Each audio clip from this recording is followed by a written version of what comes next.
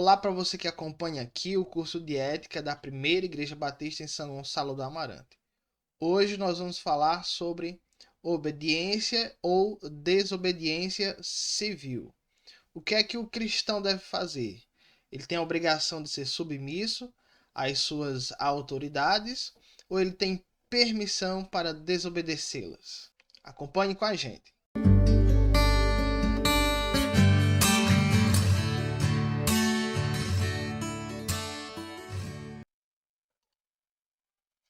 Todo cristão tem duas cidadanias, uma celestial e outra terrena. Todo cristão é cidadão dos céus, é integrante do povo de Deus e habitará no céu pela eternidade. Mas também todo cristão é cidadão desta terra e está debaixo de leis civis e autoridades deste mundo. E fazendo separação, né, entre a cidadania celestial e a terrena, um caminho que muitos tomam é de focar-se apenas no céu, apenas na cidadania celestial e isolar-se das suas responsabilidades na terra. Muitos cristãos, por exemplo, não voltam ou não falam ou pensam sobre política, porque creem que política é uma coisa terrena e o cristão deve focar-se apenas em coisas celestiais. E como você pode ter percebido até aqui, nos todos os nossos vídeos, a ética que o mundo apresenta, a prática da nossa sociedade hoje, difere bastante dos costumes e da ética que a Bíblia ensina para os cristãos. Além disso, muitos cristãos hoje vivem em países perseguidos, vivem em situação de risco e têm suas vidas ameaçadas porque eles declaram sua fé em Cristo. Eles têm problemas no seu comércio para trabalhar, têm problemas com a sua família, a, a sua família corre risco, ou se não, quando a sua própria família representa um risco para essa pessoa. Diante disso, né, dessas questões, vamos pensar hoje como nós nos relacionamos com os nossos governantes, com as leis civis que regem a nossa sociedade e como nós nos posicionamos em relação a isso. O primeiro texto e mais importante para a nossa compreensão de hoje se encontra lá em Romanos, capítulo 13, versículos 1 e 2, que eu vou ler para você agora. Todos devem sujeitar-se às autoridades governamentais, pois não há autoridade que não venha de Deus. As autoridades que existem foram por ele estabelecidas. Portanto, aquele que se rebela contra a autoridade está se colocando contra o Deus que instituiu. E aqueles que assim procedem trazem condenação sobre si mesmos. Então, o texto é muito claro. Paulo escreve para os cidadãos de Roma e ele diz: obedeçam aos seus governantes. E a razão de Paulo é que foi Deus que estabeleceu os governantes. As autoridades dessa terra, os reis, os príncipes, os governadores, são instituídos por Deus. Então, rebelar-se contra esses homens, viver na anarquia, na rebelião, sempre é um ato contra aquilo que o próprio Deus estabeleceu como certo. Semelhante raciocínio a gente encontra lá em 1 Pedro, capítulo 2, versículos 13 e 14, que diz assim: por causa do Senhor, sujeitem-se a toda a autoridade constituída entre os homens, seja ao rei como autoridade suprema, seja aos governantes como por ele enviados, para assumir os que praticam, para punir os que praticam o mal e honrar os que praticam o bem. O raciocínio de Pedro, muito semelhante ao de Paulo, é: obedeçam às autoridades por causa do Senhor. E aí Pedro ainda acrescenta um elemento interessante: não só obedecer às autoridades, como também àqueles que as representam.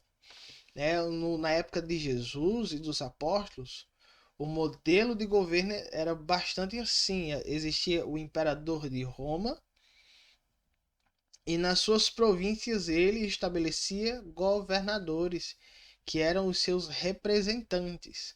Então, os cristãos deviam obedecer não só ao rei diretamente, como a todos aqueles que agiam em nome do rei. Por exemplo, nós encontramos no Novo Testamento, nos Evangelhos, Pilatos e Herodes, que estavam ali sob o domínio de Roma e eram governadores instituídos pelo imperador e governavam por ele e em nome dele. Busquem a prosperidade da cidade para a qual eu os deportei e orem ao Senhor em favor dela, porque a prosperidade de vocês depende da prosperidade dela.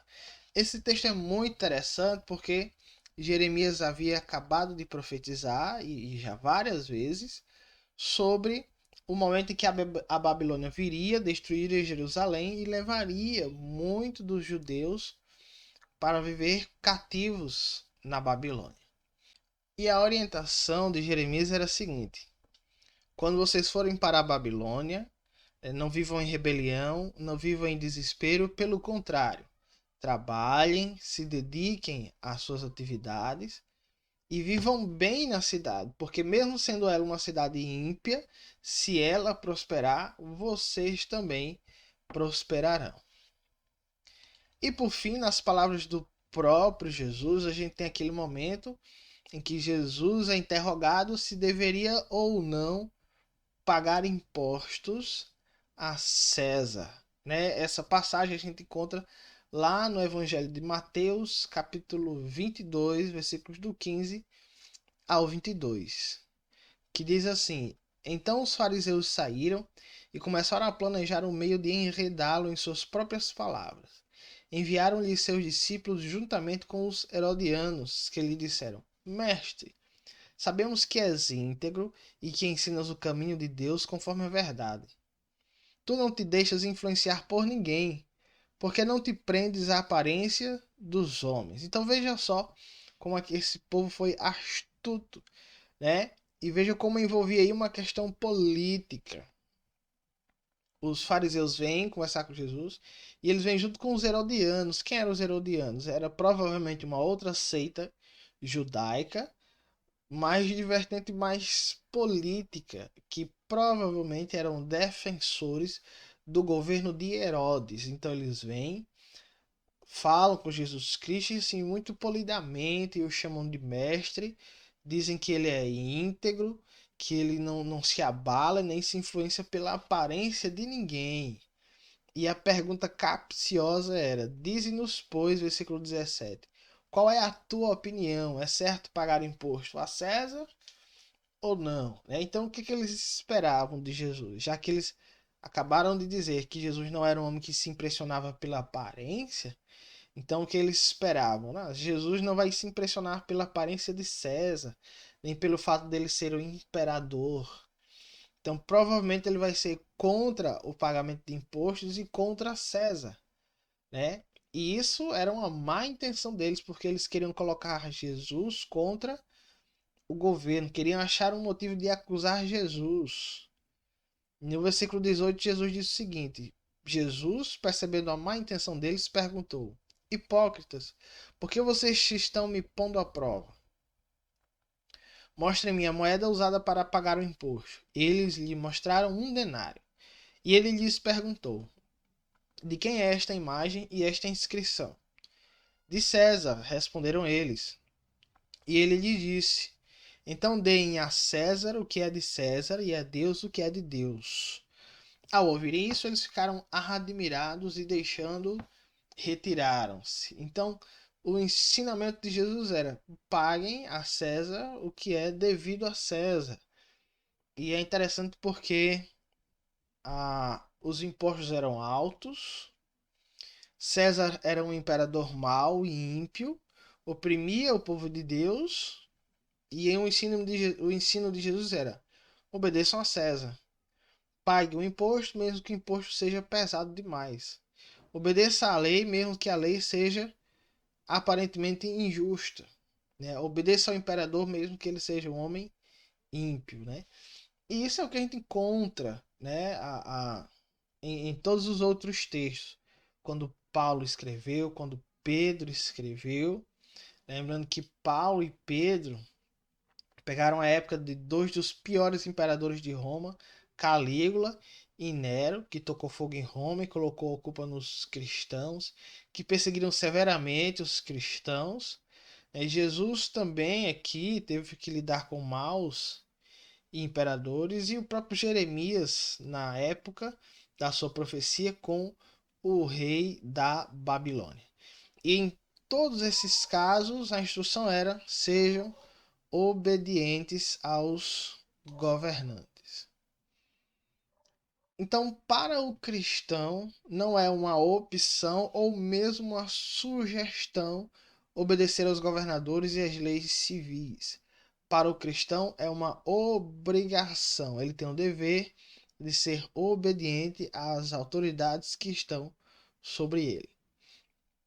E aqui a gente faz um parêntese, né, para comentar sobre o nosso cenário atual, em que muitas das igrejas estão com suas atividades limitadas, suas atividades presenciais limitadas, devido a decretos de prefeitos e ou governadores.